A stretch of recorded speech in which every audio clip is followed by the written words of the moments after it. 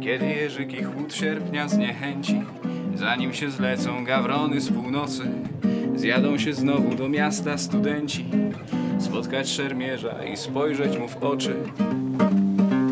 Ławka nad ławką, latarnia i salon zwany tramwajem.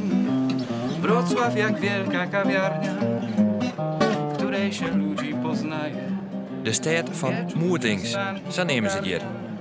En ja, het rent hier alle keer trogelkoor op de Merk hier in het zuidwesten van Polen.